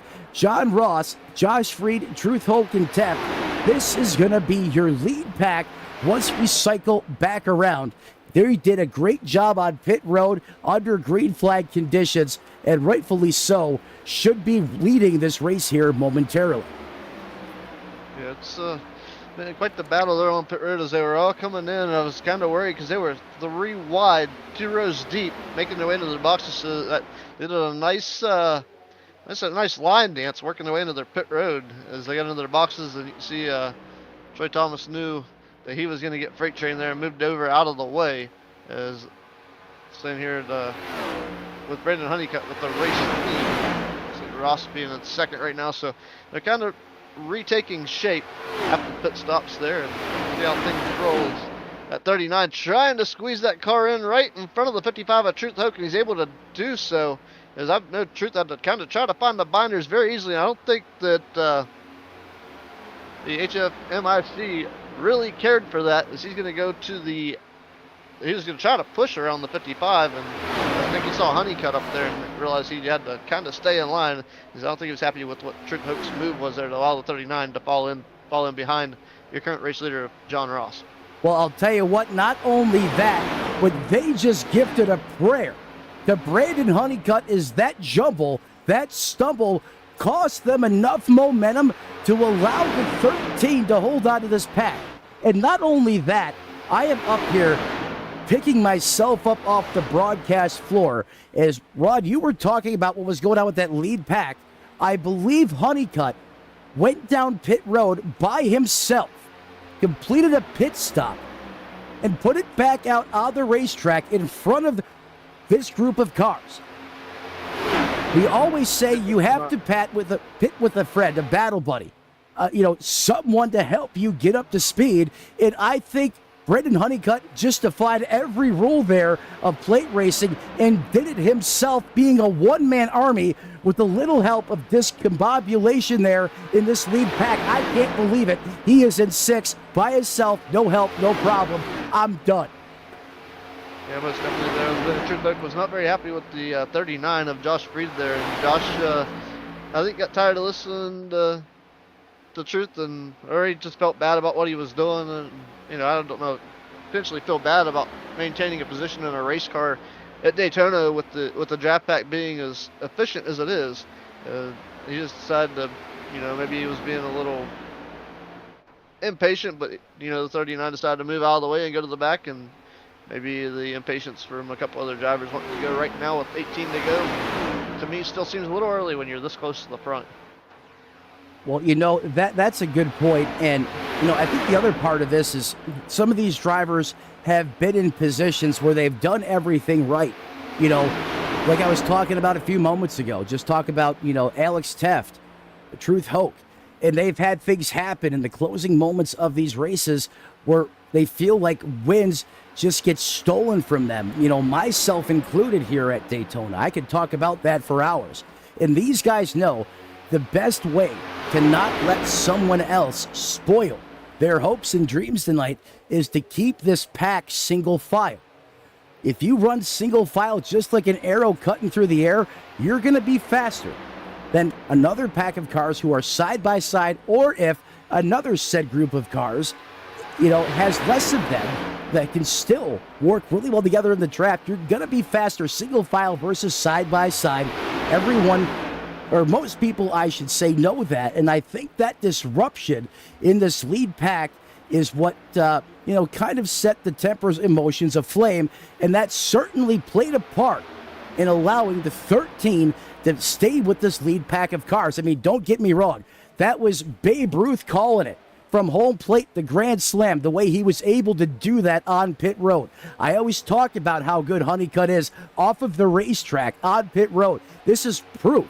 I didn't think he could do that, though. I mean, this was a next-level pit stop from Honeycutt. I can't believe he is where he is.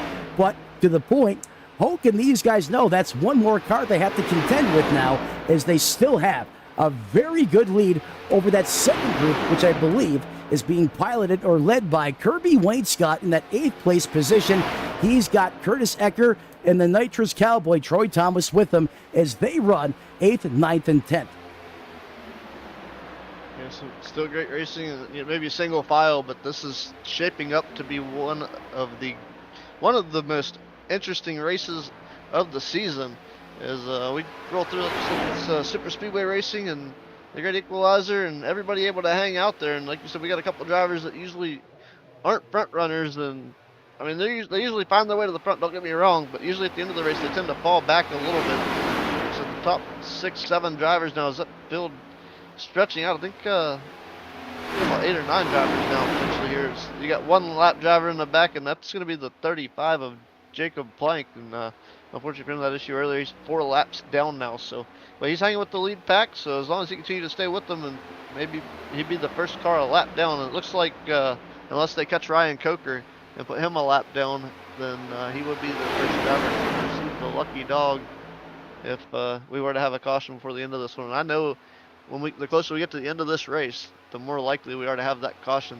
With 15 to go, it'll be 14 to go, I believe, right now as they cross the stripe. 100%, Ron. If you could do me a favor and just hold the coverage for a moment. I have my 4-year-old trying to stuff my cat in the fridge at the moment, and I need to go fix that, and I'll be right back. No Chinese food tonight. As we roll forward here, John Ross, your race leader. Truth Hook currently in the second spot. Andrew Tuft hanging on to third. In the McDonald's, or Racers Elite McDonald's sponsored 98. Look at Zach Lockett in the 93. Currently hanging on to the fourth spot. Diego Rodriguez in fifth in the Michigan sponsored number 20 ride.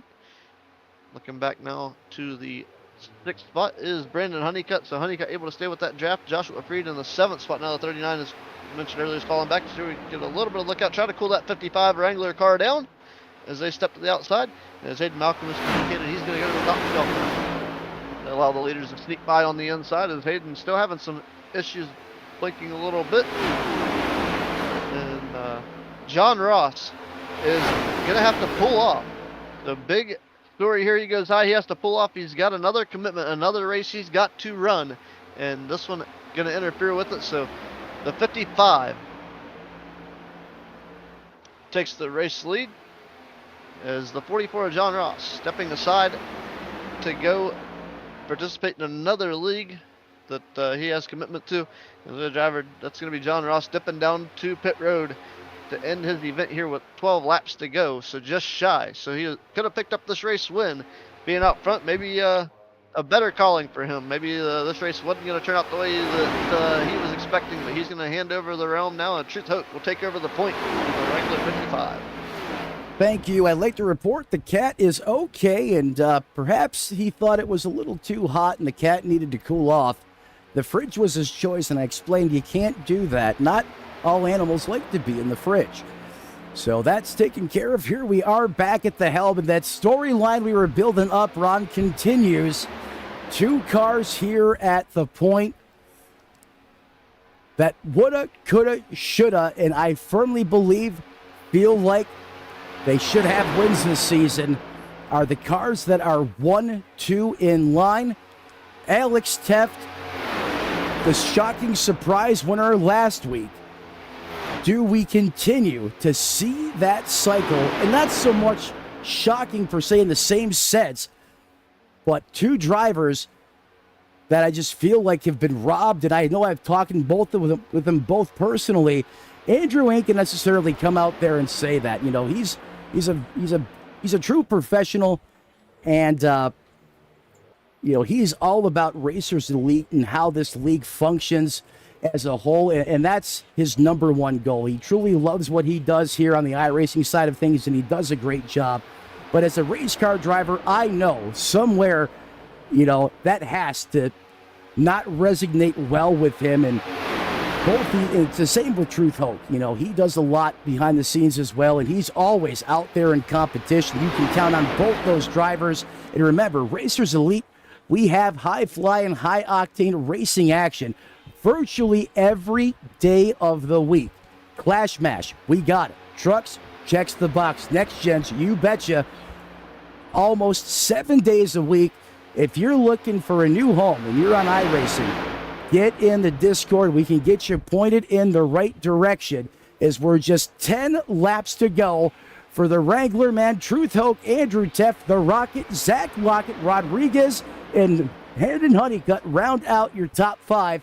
Julia stopping in the live chat as well, shouting on Alex Teff, last week's winner as well, as we're just 9 laps remaining in this one run.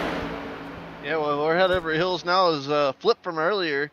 The food is now pushing the feeder on the racetrack, and you can't count them out because you got the Rocket right behind them, and I was counting on a slingshot move here before the end of this race, but that's kind of gone. I won't say it's gone completely out of the window yet, is the 20 of Diego Rodriguez, one of the I believe he's got a couple race, or at least one race win this season. He has now moved to the outside lane, and he has taken Brandon Honeycutt with him, and now he's getting a great push to see if he can go to the race lead, as Diego Rodriguez will take to the race lead. Honeycutt goes to second now as they roll through the tri-oval, and I believe they might form down in front of your most recent race leader, the 55 I hope, as they will, and that'll put Diego Rodriguez out front with a lead change with 8 laps remaining, single digits to go.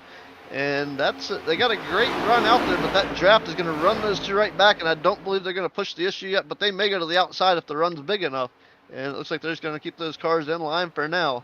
because they don't want to potentially bring the rest of the field back into play before this one's over.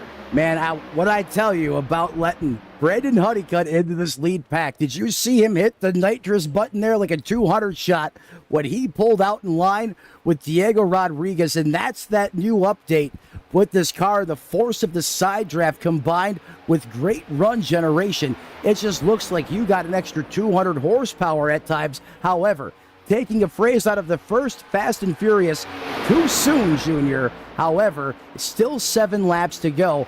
These two drivers know that, hey, this is not the right time to pull this move. I think it's all about going back to what we talked about earlier on, the timing. How long does it take to generate the momentum, the run? And I think that's part of what these couple cars are doing right now, is you see the speed boost they got when the 55 hooked up with those front 2 cars. And don't forget, Brandon Honeycutt can push as good as anyone on these servers. If you want someone doing the heavy lifting, that 13 is a guy that you want behind you at any point in time. I mean, just look at how these speeds have picked up since those 2 cars have transitioned here to the front. We're 2 to 3 tenths faster a lap now since the 20 and the 13 now are at the front of this train. Yeah, there may be even potential. A lot of these guys, even pushing these guys throughout the course of this race, there might be the slightest bit of little splitter damage, any damage to the nose of the car. It doesn't have to be a complete bump. Even the slightest little dent that throws the arrow off on these cars will slow them down. And I don't even think that, I mean, if you slightly, even a bump draft with somebody here might be enough to put a small dent in something or remove a component that you can even see, especially on the front of these cars. And that's something I've never really played with a lot, but it seems like the bump draft here, if you can keep it with somebody and keep that nose clean, even the smallest dent in the front of it might not deter the speed that the car in front of you is building. It just depends on where that dent's at and where these cars go, as long as you can keep it in that slipstream. Spoken like a true expert of the sport, and you're correct 100%, Ron. That's a great point to bring up, especially while we were talking about those speed differences with cycling different cars to the point. It just takes a little bit.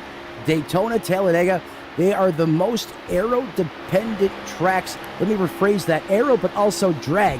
That drag coefficient is everything, and that can make or break you, and it doesn't take much. A wrinkle, a crinkle, as you said to your point, to just throw your car off just, a mile per hour or two, and that really gets magnified out there on the racetrack as we're on board now with the 55 Truth Hope, who currently sits in that 3rd place position.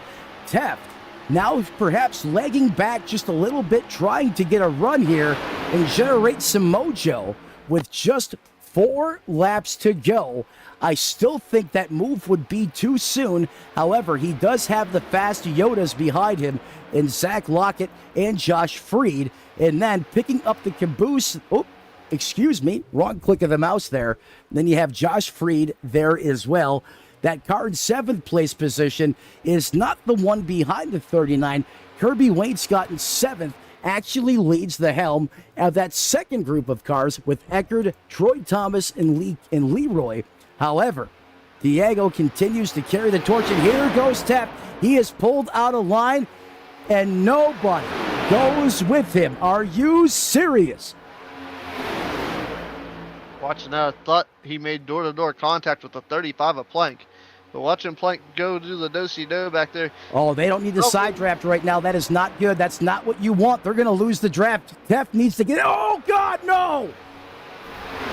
Wow, that is not what you want to see, and that was a bad pull on both parts there, and it's hard to maintain the bottom of that. And we are going to go caution flag here. The 35 of Plank's going to roll down the racetrack back into the wall. We're going to a overtime here at Daytona. All right, I'm going to try to dial myself back here and just speak calmly and clear into the mouthpiece. I knew it was bad when I seen the 98 get caught side drafting a car that was a lapped out. That is automatically going to deploy the air brake on those two, and they will lose that lead draft in no time. For what happened next, and as I said earlier, Daytona is magical. It can also be tragic. And right there was the ultimate side of tragic, in my opinion. I don't even want to take any stabs at it. I'm still processing what happened. The black box doesn't even want to show us. It's not even registering in timing and scoring. So we're going to have to play with this a little bit to try and figure out what happened here. Is I don't even want to speculate. Still can't believe what has happened. We're going to freeze this right here. It was a little wonky, and it's hard to say. The carnage has already erupted here. Vicious hit. One car goes Tony Hawk Fakey 540 into the air. All right, let's stop this here, Ron. And let's look in that direction. Here we go. And let's slow this down on the playback. This is the 35, the Ford Mustang, and a driver that's fighting for a win here. On the outside lane, Andrew Teff, quarter speed playback. Here we go. Ron, I'll have you break this one down. I was kind of watching, looked like a little bit of side draft. That air brake got deployed like you were talking about, and I think neither one of them were kind of ready for that, and they were expecting something different to happen with the side draft and hoping that it would pick up the momentum, allowing them to stay with everybody, and that is not the case that happened. And unfortunately, it looked like maybe I think maybe the draft and a little bit of error, that speed brake, I think he wasn't ready for it. Went to turn down to try to tuck him behind the 39 and did it just a little too soon. And they didn't have the momentum he thought he had. And it made contact into the wall and a hard lick. And I actually saw the hood on the 98 pop up, and he hadn't even really hit anything but the 35. So his hood pins did not hold that down as hard impact for the 35. And not only did he get the outside wall, as he used the length of the racetrack to slow it down, he also slowed some more momentum down, but not enough because he picked up a lot coming back down the racetrack to hit the inside barrier, and that also a hard lick from the back of the car as well. Thanks for that analysis and breakdown, Ron. Two violent impacts, an even wilder sequence of events here late in this race. And this not only changes everything, take the script, crumple it up, throw it out the window. Every driver back on the lead lap is back in it to win it. And once again, gut-wrenching, are you kidding me moments continue for the 98 of Andrew Teff as we now transition back to the live side of things. And Lord willing, please, it did not want to work with me there. I believe Andrew still has a fast repair. There he is with a brand new show-conditioned car. I was thinking about showing the telemetry here on the restart, but, we could save that for another place, another time. Is now, instead of being a single car lane battle to the front, we're going to have all the action, all the fury. We have multiple chances here at overtime. A lot of times at Daytona when this happens, we go all the way. We use all the available overtimes. Do we get it done in one attempt? Do we go all the way? Is it one of the cars that we discussed moments ago that seemed like they had a very high probability of winning? Now because of this, do we go outside of who was running there at the front? Another car having a great run this evening. Probably one of the best I've seen since they've been in Racers Elite. Alex Bergen there in 10th. Last week's winner. The other Teff, the Alex version, is right there. Oh, and he has his brother right behind him. Teff not out of this. He's going to have to go full-blown intimidator mode like we've seen in the late 90s and early 2000s, or perhaps take a play out of the ending of the July race in the 2001 Daytona 500 when Dale Jr. punched his ticket and won probably one of the most emotional races I have ever witnessed in my life. Teff is going to need a performance of the ages, very similar to the finish of that race, if he wants to go up there and challenge. Anything and everything is possible at Daytona. Those lights are out on that iRacing.com pace car. Honeycutt now leads in the Toyota, one of the fierce forwards in the outside lane, a car that's had plenty of speed all night. In second, Ron, take us back to overtime racing action. Alrighty, it looks like the 20 of Rodriguez going to lead us back to green. Green flag is out, and away they go. Honeycutt not getting the restart he wanted. Walking on the outside did not get the restart he wanted as well. As he's going to allow Honeycutt to slip to the inside. Truth Hoke pushing the 13. And they're going. I thought Honeycutt was going to slip. Oh, look at Hoke going to try to widen them out to make room here as they come off a turn 2 down the back straightaway. We'll see if he's able to take over. Honeycutt's right there behind the 20 of Rodriguez as they come down the back straightaway out of 2. I thought maybe Honeycutt might step it out here as they've got 2 laps to go. Still a little early, but it's time for the guys in the back to make that move. So we'll be looking forward to seeing who decides to try to make the moves. Are they going to go 3 wide to 3 wide back there? You have to come around as Josh Creed dumps up in front of Lockett. He knows Lockett's going to try to make a move to the lead before this is over. But man, that front half of the field is starting to stretch themselves out, but the back half still strong. Is the momentum going to take effect here off of turn 4 as they make their way to the triangle? Not quite going to get the momentum I think they're looking for, as they are still out front with Rodriguez and Honeycutt. So if they happen to take this back too, as white flag is out, one more trip around here at Daytona, we'll see how it plays out. Final lap on the books, made it to the start-finish line. Caution for incident free, so we are racing back to the checkered. Talking about Talladega Nights, there's a moment where he says slingshot engaged, and the 13 has flicked the switch and uncorked the nitrous booster and has become welded to the back of the 20, giving him the biggest push he has probably felt all race long. I just don't know if that car's temperature is going to hold. Can he push him all the way back to the start-finish line? Here comes the Wrangler man. He's got a new set of shoes. Big help from the 8.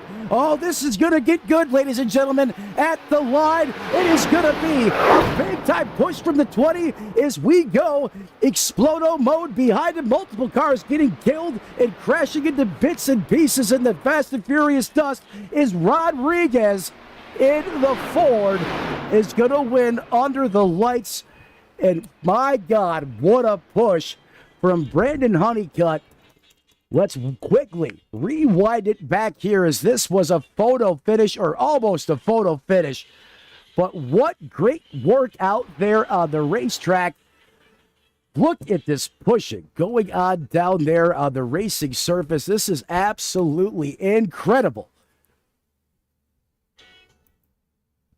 I like I'm going to have to pull a John Ross here. I'm going to head on over and take care of business on the other side of things. A great race at Daytona, some fantastic racing. Diego Rodriguez with the race win. Brandon Honeycutt picking up second. Truth Hook third. Curtis Hector fourth. And out your top 5 is Alan Bergen, as I believe Matt's got a great look at the action going to the line here to finish this one out at Daytona.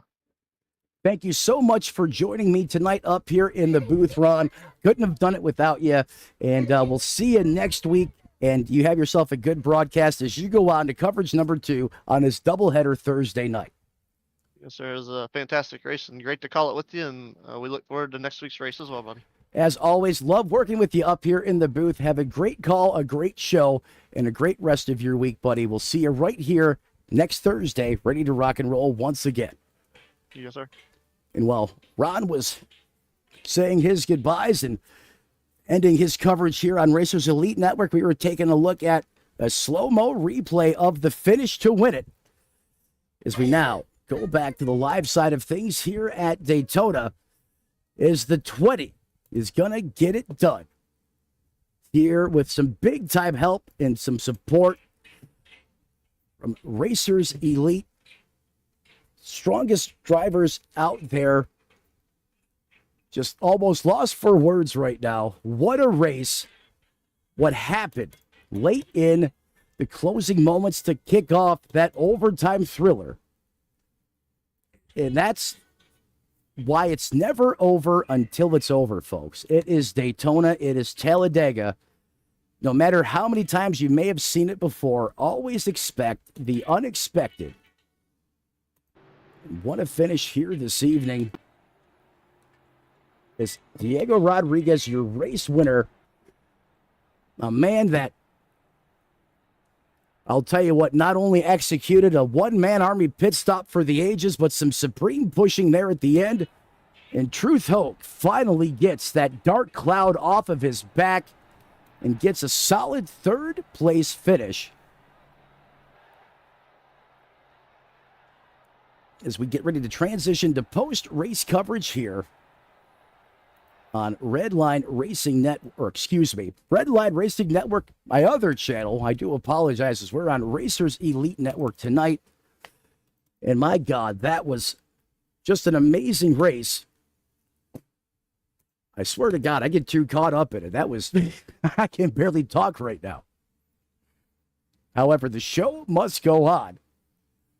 In the waiting room right now, we have tonight's winner, Truth Hoke, and unfortunately, Brandon really not the interviewing type, and I respect that, but it'd be great to hear one of his sides to one of these races, one of these evenings, perhaps. So let's send it down trackside with the winner. Joining me now in the Tony Trapasso Memorial broadcast booth, one of the ferocious Fords out there tonight. Diego, you got a copy, bud? Yeah, I do.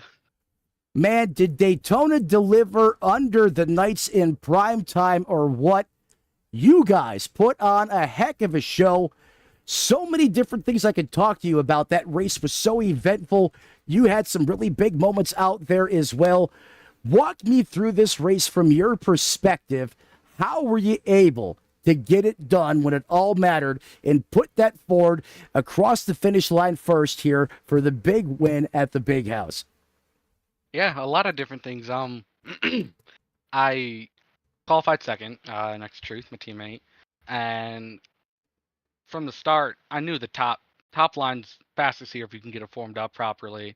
And me, John, and I think 39, forget his name, but we were able to get the top moving, and every time the inside line would come, I would just, kind of dip down and side draft them and pull them back so they, wouldn't get ahead. iRacing added a new physics for the right rear side drafting, so it's even worse now. And I was able to side draft them, and they couldn't get around us, and cautions ruined that. But it was really good. I was able to push John, all day, and then he was able to push me. The last final laps I got with Brandon, and me and him, we were just, linked up together. Me and him work really well here at Plate Racing. And the second win of the season, won both Daytona races, the Daytona Road Course and this one. I guess, I don't know what it's supposed to mean, but definitely really happy that I won. And it was on fuel mileage, too. I barely had enough fuel to cross the line. That was my next question. How close were you on running out of Sunoco Racing fuel at the line? And I couldn't agree with you more the way you broke that down. Just an all-out spectacle. I have to ask you, though, when you're sitting there running, you're in a single-lane train, you guys have pretty much know at that point before that caution who's going to be able to contend for this win, and you're probably perhaps trying to cut some deals, or who you're going to work with. The big question is when do you make that move, or who's going to be the first one to pull the trigger, and what do you do from there? That's usually how that variation of the race at Daytona breaks down. That caution flag flies. What was the next thought that went through your head when you seen that yellow flag in the air going into overtime? Well, I was worried at first because I had about 2.5 laps of fuel when the caution came out. When we made our last green flag pit stop, I came out in the lead, and I knew I wasn't going to make it if I stayed leading because you burn extra fuel. So I dropped back to the back of our pack. I'm saving the entire time, and then Brandon dropped behind me and a few other guys, and I knew with Brandon behind me, once I saved enough fuel, if I pull out, I was pretty sure he would pull out with me.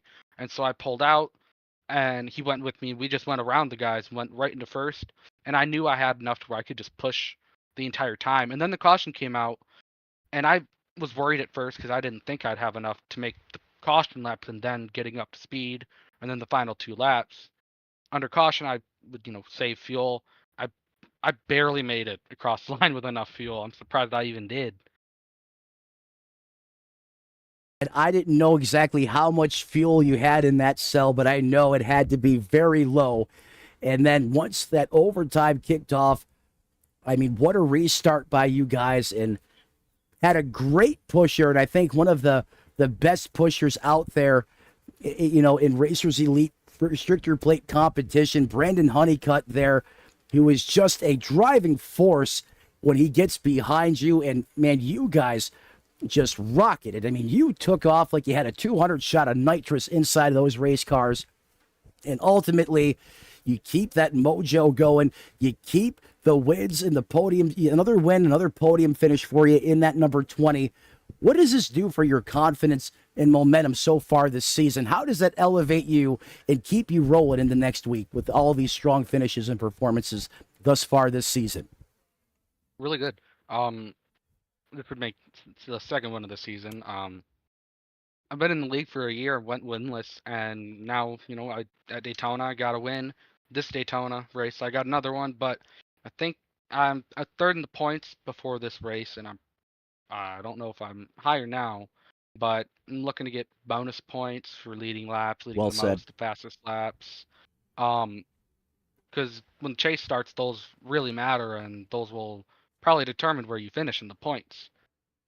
Not only are you thinking about the now, you're also thinking about the later, veteran, seasoned iRacing driver logic here, Diego. Always a pleasure to have you up here in the broadcast booth. And again, congratulations on winning a blockbuster thriller here under the lights in prime time. Before I cut you loose, who do you want to thank who helps you get it done on the 20? Tonight, gotta thank Brandon for that push on the last final laps. I thought he was gonna back away and try and get around me, but I'm surprised he didn't. I gotta thank my parents for watching. They really enjoy doing this, especially when I win. You guys and Andrew for putting on good broadcasts and hosting a really good league. Okay, I appreciate that. And ladies and gentlemen, Diego Rodriguez made all the right moves at the right time, had the right help, and was able to punch his ticket into victory lane once again for the second time this season. Look for him and the dark horse to be ferocious and competitive next week as this season continues to edge on. Diego, I appreciate your time, and I look forward to speaking with you again soon. And again, as he exits the broadcast booth, now joining me up here in the booth, that finally gets a finish deserving of his performance out there on the racetrack. Hopefully, that dark voodoo cloud has now left the Wrangler 55. Truth Hoke, what is up, my man? Nothing much, man. Excited about my third place finish. That makes two of us. Like you said, man, I was just glad I made it through. Truth, you've been a staple and a driver here in Racers Elite. Not only do you run multiple series each and every night, you have been here since I can recall. And it's nice to see a driver that puts as much work and effort in multiple times a week to finally get a finish without having some type of pardon my language here, but a WTF moment just happened late in these races. Pit road always seems to jump up there and bite you somehow, some way, some fluke incident that you don't see coming. And tonight, everything clicked, and you got yourself home third. Also set around the pole as well. A great effort from you guys and the rest of your team here this evening. How are you able to get home with a third place finish here tonight at Daytona? Walk me through your race. What I did. I just run my race and just tried to stay in line. When I was leading, I'd lead second. I didn't try to do nothing. Just try to stay there. And then when Andrew got around me and dropped down to the low side, I was following Andrew. And when me and him got up there running 1 and 2, I just gonna stay on his bumper and hit together and go out together. And then there at the end, I thought I might be able to get Brandon. I don't know if I could get Diego, but I thought I might be able to get Brandon with Curtis's help, but just a little short. And sometimes a little bit is all the difference, but you made all the right moves and executed where you need to put yourself in position to get that third and final podium spot. Very deserving in a long time coming, if you ask me. I got to ask you a question. If we go back before that late race caution flag broke out that put us into overtime, what was the game plan before that late race caution? Did you already have a driver that you were, going with? Or what was the plan, the strategy, trying to get the win then versus going into overtime? What was your logic, your thought process then? About the same. If Brandon stayed with Diego, I was going to try to go to the outside, but if not, if Brandon went to the outside, I was going to go with Diego, my teammate. So, and I like Brandon, but I was going to push my teammate Loyal. and just hope for at least a top three, like I said, top three there, team. Hey, loyal till the end and going with his teammate. And, that's a very honest and very real world scenario that we'd see here at Daytona as well. But how about that caution when it came out? I couldn't believe what had happened. Another driver in a similar position that just finds a way not to get the finishes, and that's the 98 this season. And you guys at one point were running 1-2, first and second, vice versa. I don't know if you've seen what happened out there on the racetrack. The 98 pulled out, tried to get a run, got skunked. No one went with him.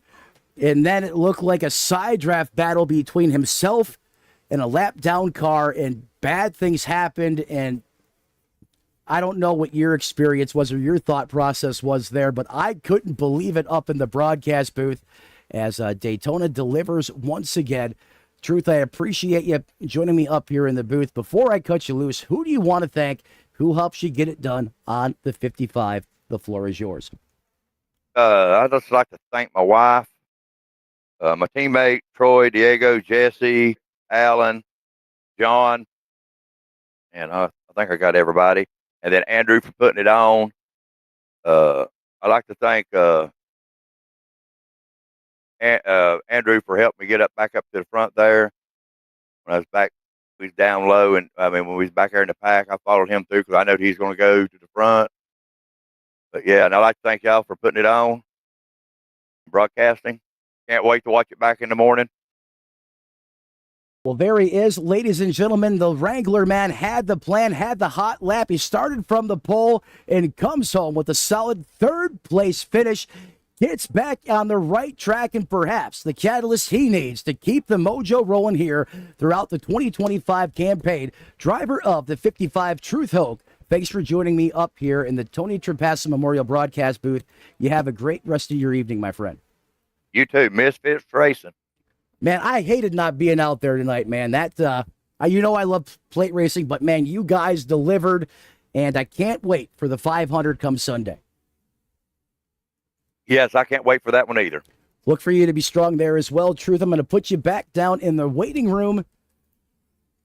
And since we don't have Brandon Honeycutt to interview, who was your second place finisher, I'm going to bring up the Berg, Alan Berg, and welcome to the Tony Trapassa Memorial Broadcast booth, a broadcast booth name you know very well. Man, you had a heck of a run out there tonight. How are you feeling after that race this evening? Boy, a top 5 in this league is almost like a win. Man, I am so happy for you, dude. I know up here in the broadcast booth, we're not supposed to, pick sides, favorites, whatever you want to call it. But let's throw that broadcast side of thing out the window for a moment. In fact, it's technically over. I know plate racing is important to you. I know you love it. But I also know the heartbreak of how many times you've gotten used up, yeeted, chewed up, spit out, and just kicking the stones outside of your hauler early in these races. And then you go out there tonight and put on one of the best performances I think I've ever seen you have in Racers Elite. You go out there, come home with a 5th place finish. You were confident. You made good moves out there on the racetrack, got it done on pit road. And I even said at the broadcast, I bet you are smiling from ear to ear at times. And I can resonate with that because, league racing doesn't always go how I like it to go. But the one bright spot, the one thing I look forward to is plate racing because I have confidence there. And I remember when those good finishes, those top 5s, top 3s did happen, it made all the difference in the world. And I'm sure that resonates with you like that right now as well. Absolutely. And I tell you what, this confidence carries over. I do double duty on Thursday nights too. And, tonight, it's a doubleheader here in Florida. I head to the little track down here, Volusia Speedway in DeLeon Springs. And, go right now. It's time to hop in that super late model to take care of business over here. All right. I appreciate you joining me up here in the booth, Alan. Like I said, Honeycutt did not want to be interviewed, so I figured why not talk to the guy that's put a lot of seat time here in Racers Elite and very deserving of a fifth place finish. It was fun to watch you out there on the racetrack. You have yourself a good evening.